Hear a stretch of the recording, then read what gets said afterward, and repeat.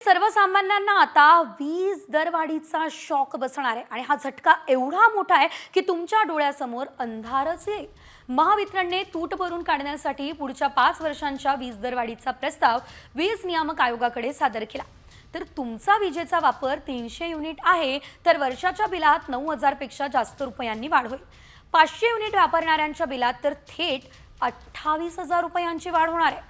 मात्र जर विजेचा वापर 100 युनिट असेल तर तुमचं वीज बिल मात्र कमी होणार आहे।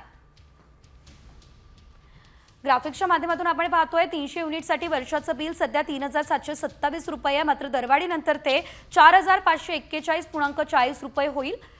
500 युनिटसाठी वर्षाचं सध्या 7629.32 रुपये बिल आहे, मात्र दरवाढीनंतर तेच तब्बल 2364 रुपयांनी वाढून 9993 रुपये होईल।